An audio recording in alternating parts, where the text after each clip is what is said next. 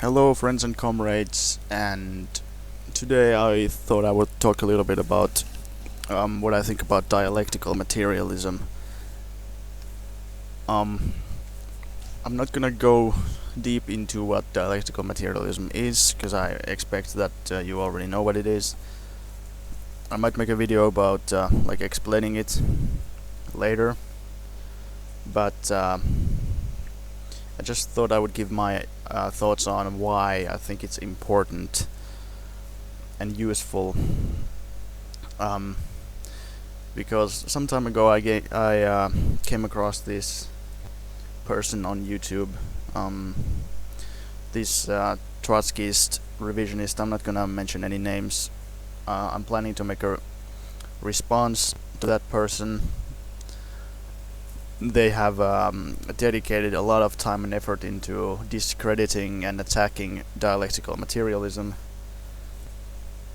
I guess there's just no limit to how revisionist Trotskyists are. I guess that's just they go to like you always think that this is like the pinnacle, but no, there's always like more ways in which they can attack Marxism, I guess. But so yeah, I'm planning to make a detailed response, but there's just so much stuff that this person has posted and so much to go into that I don't know when that's going to be ready. But anyway, that just kind of got me thinking, like, because some people think that dialectics is not important, and many people don't really understand it very well. I would say.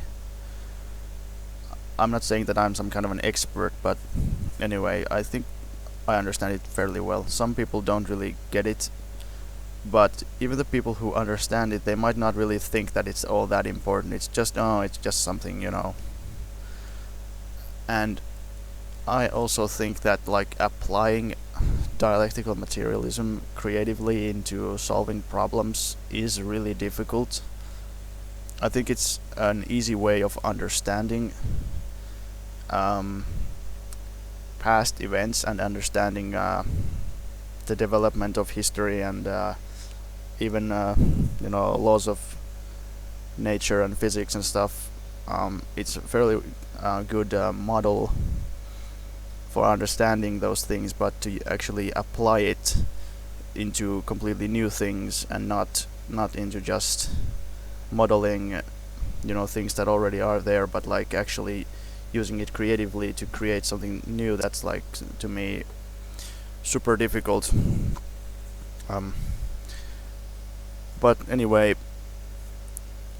the reason why I think dialectics is useful is because, and why it's essentially much better than the usual scientific understanding, because of course dialectical materialism is materialistic and scientific, but why I think it's superior to the mainstream scientific analysis is because mainstream materialism is usually pretty much mechanical materialism or vulgar mechanical materialism, which it's a very simplistic, overly simplistic way of looking at things. And another thing that it's also very very reductionist, and reductionism is the idea that things can be broken into their smallest components and smallest parts and analyzed that way, and that really doesn't work at all in reality. It's something that you can theoretically you can do, and you can analyze things that way, but it if you try to apply it to real life and social practice, it doesn't work at all. And this is fairly common knowledge. Like if you, for example, you take things, you combine them, they gain. There's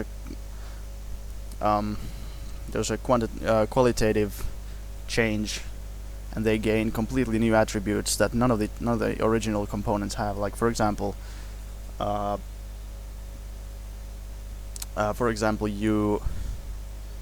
you have a motor. Motor can do certain things. It can create power, for example, but it cannot move in any way. You take wheels, the wheels cannot generate any kind of power, but they can spin. If you combine those, you get a vehicle which can move. It gains completely new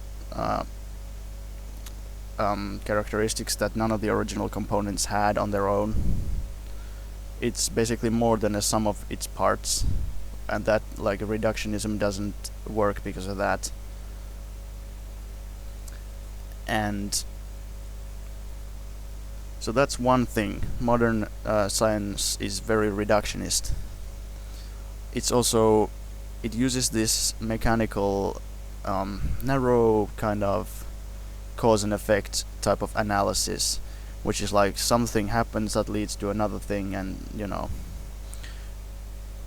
and this is another, like, a problem also with formal logic, like A is B, B is C, therefore A is also C. This kind of idea that everything is things are static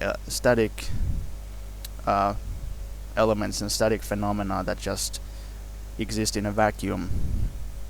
Because also formal logic also doesn't work in reality, like, at all, because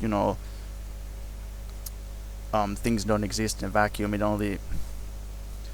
Formal logic only treats things like they exist in a vacuum, and like there's only this narrow cause and effect thing going on, when in reality there is not a simple cause and effect, but a cause and an effect, and while the effect is being caused, it's also affecting the cause, which is affecting the effect.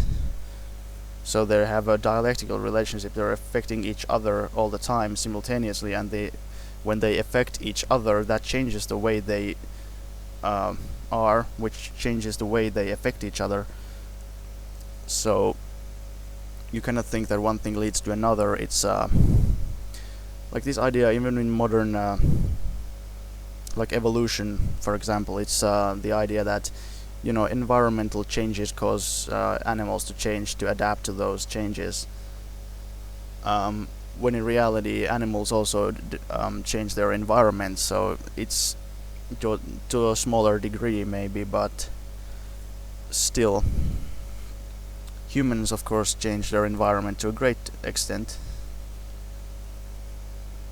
So yeah, there's this thing that dialectics takes into account, that things don't exist in a vacuum. It's one of its core ideas that things are constantly affecting each other and constantly in a relationship with everything around them.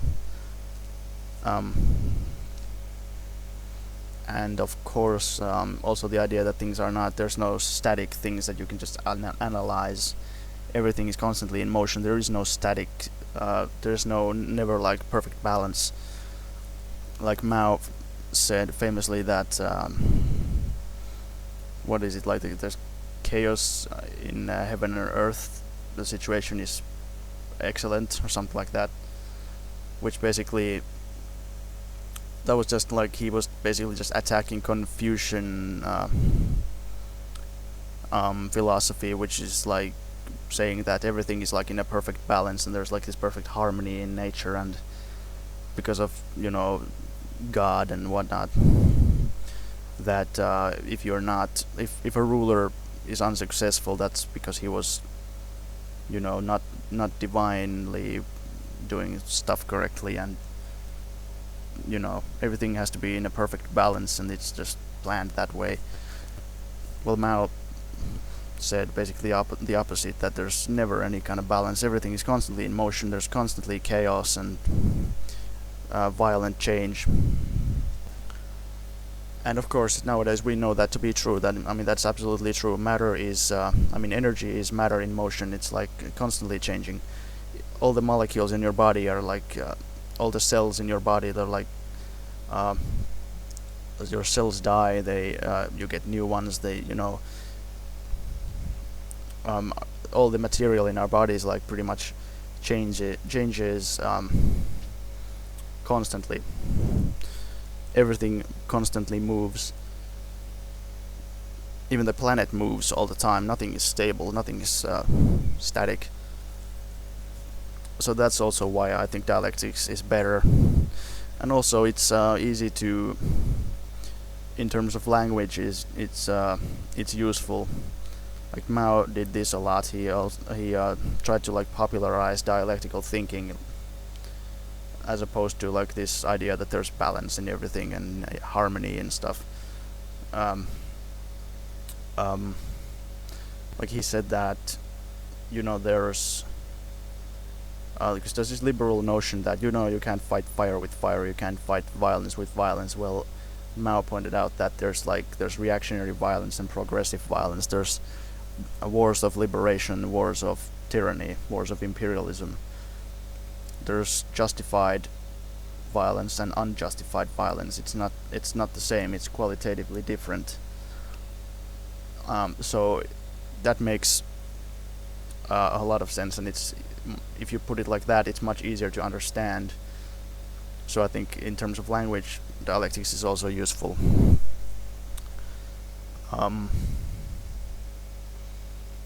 So yeah, I guess look forward to the refutation of the Trotskyists, I guess.